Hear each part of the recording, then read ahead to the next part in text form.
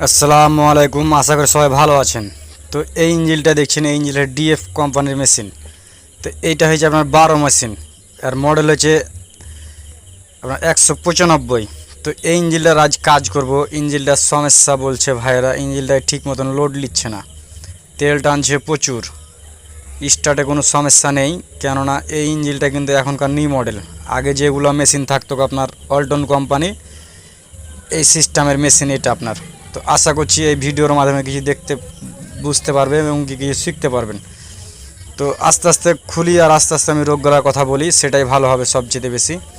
তো এইখানটায় pressure pipe আমরা খুলে দিয়েছি, তারপর মোবাইল পাইপের নাটটা আছে, নাটটা কিন্তু খুলে নেব।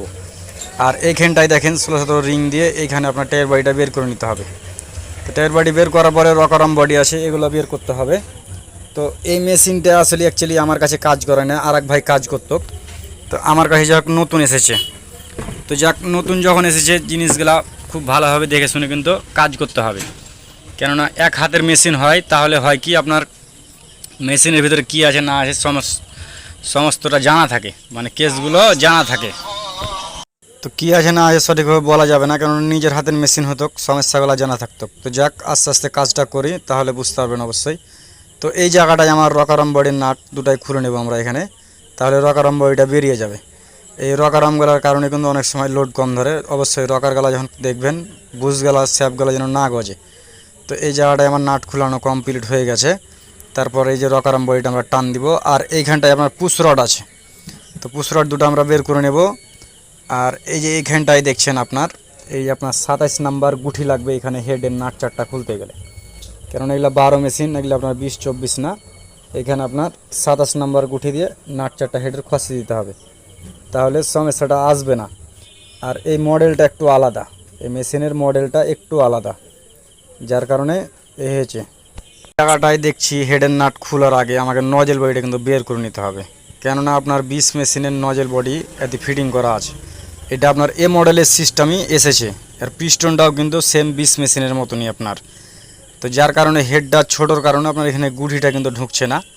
তো যার কারণে যেটা করতে হবে, আমাদেরকে এখানে হেডের নাট খোলার আগে এই নজেল বডিটা কিন্তু বের করে নিতে হবে। তো নজেল বডি বের করলে তারপরে ওপরকার হেডের নাট দুটো আমরা খুলতে পারবো, না হলে কিন্তু এখানে হেডের নাট দুটো খোলা কমপ্লিট হবে না। তো এইভাবে নজেল বডিটা একটু হালকা হাতে লড়াইলে আপনার নজেল বডিটা কিন্তু বেরিয়ে যাবে, সমস্যাটা আসবে না। আর অনেক সময় দেখবেন অরিজিনাল নজেল প্লেঞ্জার বহুত দিনের হয়ে গেলে কিন্তু বেরোয় না। তো এই কথা নিয়ে অন্য সময় অন্য ভিডিওতে কথা বলবো। তো এখানে হেডের নাট চারটা আমরা ঢিল দিয়ে দেবো 27 নাম্বার গুটি দিয়ে। তো হেডের নাট যখন ঢিল দিবেন, অবশ্যই চারটা 100 দেখে শুনে ঢিল দিয়ে দিবেন। তো এখানে হেডের নাট ঢিল দেওয়া কমপ্লিট হয়ে গেছে আমার। এবারকার হেডটা টান দেবো আমি, দেখি হেডের কি পরিস্থিতি। তো এই যে হেডটা দেখুন, হেড বের করে নিয়েছি, হেডটা রেখে দিব এখন। আর এইখানটায় আপনার পিস্টন আছে, পিস্টনটা দেখাই। তলাটা কিন্তু ডোভা, 20-24 মেশিনের মতন তলাটা ডোভা। তো এই যে হেড গ্যাসকিটটা আছে, আমরা এখানে হেড গ্যাসকিটটা বের করে নিব এবারকার। তো হেড গ্যাসকিট বের করে নিয়েছি। তারপর যেটা দেখবো, আমাদেরকে এই জায়গাটায় লাইনারটা দেখতে হবে। তো না, এই লাইনারটা দেখছি ঘাট হয়ে গেছে, লাইনারটা চালানো যাবে না। তো এই লাইনার পিস্টনের কারণে কিন্তু অনেক সময় লোড আপনার ধরবে না ঠিক মতন, ইঞ্জিনে কালো ধোঁয়া মারবে এবং কি আপনার তেল অতিরিক্ত টানবে, তেলটা অতিরিক্ত টানবে। আর এই ভাইরা বলছে তেল অতিরিক্ত খাচ্ছে কিন্তু ইঞ্জিনে লোড ধরছে না। তো এই দিকটা যাক। এবার যেটা করতে হবে আমাদেরকে, এদিকটায় ব্যাক প্লেটটা খুলে নেব আমরা। এখানে নাট লাগে আপনার 13 নাম্বার, এল দিয়ে খসিয়ে দেবো।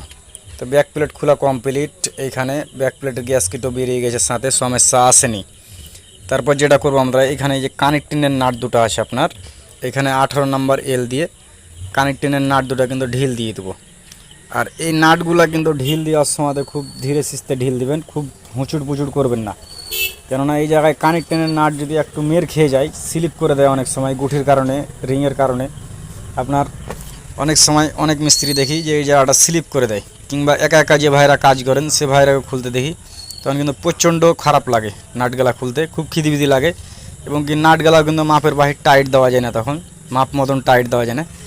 তো এই জায়গাটায় নাট আমার দুটা খোলা কমপ্লিট হয়ে ঢিল দেওয়া কমপ্লিট হয়ে গেছে। তো একটা বেরিয়ে গেছে, আর একটা টান দিব, তাহলে বেরিয়ে যাবে। এই জায়গাটায় সমস্যাটা এরকম আসবে না। এর কানেক্টিংটা একটু আলাদা, 20-24-এর মতন না, সেম একবারে যেগুলো 12 মেশিন আপনার সিঙ্গেল নজেলের আছে সেরকম সিস্টেম। তো এই জায়গাটায় কানেক্টিংয়ের পালাটা আমরা বের করে নেব উপকার। তো এই যে মাতুল নিয়েছি, মাতুল দিয়ে টান দিলেই বেরিয়ে যাবে। তো তো এই জায়গাটায় কানেক্টিংয়ের পাল্লা বেরিয়ে গেছে আমার। তো পিস্টনটা আমরা টপের দিকে দিয়ে তারপরে এই দিক দিয়ে পাইপ দিয়ে বাড়ি দিয়ে পিস্টনটা আমরা বের করে দেবো। তো এই যে পাইপ দিলাম, এখানে হালকা করে ক্র্যাঙ্কের মাথায় একটু কানেক্টিংয়ে বাড়ি দেবো, তাহলে পিস্টনটা কিন্তু অর্ধেকটা বেরিয়ে যাবে, সমস্যাটা ওরকম আসবে না, অর্ধেকটা বেরিয়ে যাবে। তো এই যে বাড়ি দিচ্ছি দেখতে পাচ্ছেন, ওদিকে পিস্টন কিন্তু আপনার অর্ধেক বেরিয়ে গেছে, ক্র্যাঙ্কের হাতে পাচ্ছে না। তো এই যে পিস্টন, তো এবার আমরা পাইপটা দিয়ে খুব সুন্দরভাবে দেখে শুনে বাড়ি দিয়ে পিস্টনটাকে খুব সুন্দরভাবে বের করে নেব।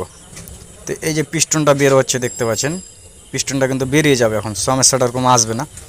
আর এই পিস্টনটার মাথা দেখুন ডোভা একবারে সেম 20-24-এর মতন। এই মেশিনগুলো কিন্তু স্টার্টে কোনো প্রবলেম নেই, স্টার্টে কোনো প্রবলেম নেই এবং তেলও বেশি টানে না। এই জায়গাটায় খুব সুবিধা, এবং কি এক হ্যান্ডেলেই যখন তখন যতই শীত হোক আপনার এক হ্যান্ডেলেই কিন্তু মেশিনগুলো স্টার্ট হয়। কেননা এই জায়গাটায় কিন্তু সেম 20 মেশিনের নজেল প্লাঞ্জার ফিটিং দিয়েছে আপনার, যার কারণে এই ইঞ্জিনগুলোর রেজাল্ট খুব সুন্দর। তো ইঞ্জিনগুলো আমাদের নবাবগঞ্জে বেশ কিছুটা আছে, মানে এই ধান মারার সময়তে বেশ কিছুটা নিয়ে এসেছিলো, এখন আর এই মেশিনগুলো কিন্তু নবাবগঞ্জে আসে না, পাওয়া যায় না। তো এই জায়গাটায় কানেক্টন বেরিয়ে গেছে, পিস্টনটাও নিচে পড়ে গেল।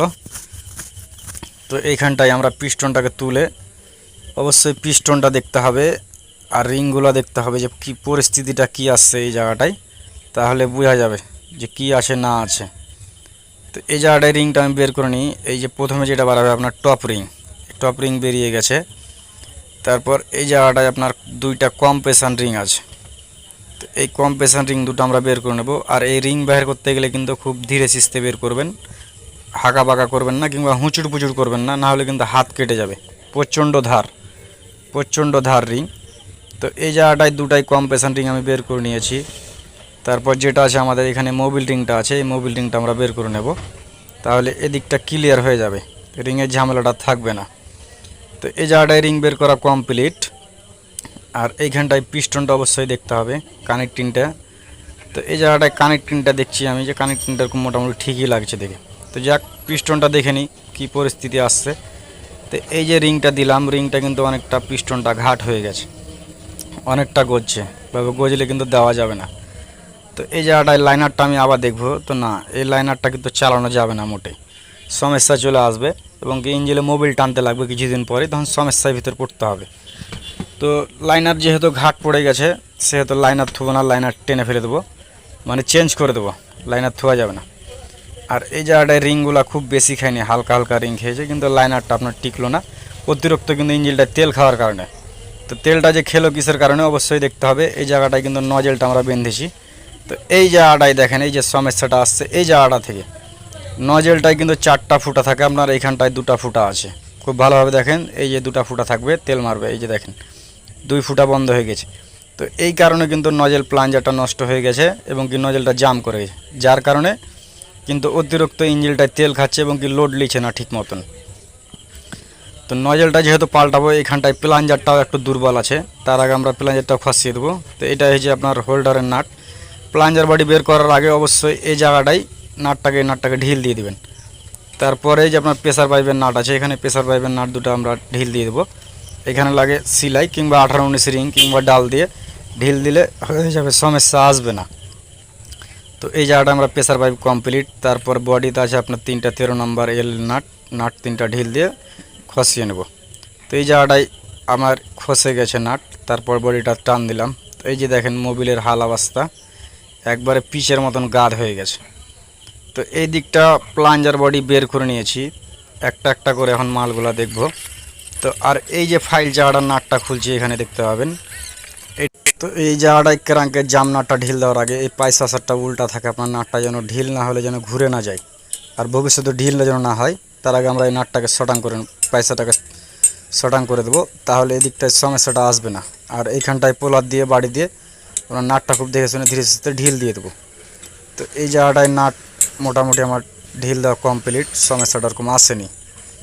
আর এইখানটায় দেখবেন যে অনেক সময় ক্রাঙ্কের মাথায় কিন্তু অনেক ভাই দেখে যাবে বাড়ি দেয়, ডবল হাউস দিয়ে বাড়ি দেয়, এতে কিন্তু ক্রাঙ্কের ওপর প্রচণ্ড প্রেসার পড়ে। তো এই কাজটা করা যাবে না। এই যে নাটের 2টা ফুটা দিয়েছে, আপনার ছিদ্র দিয়েছে এই পোলারটার জন্য।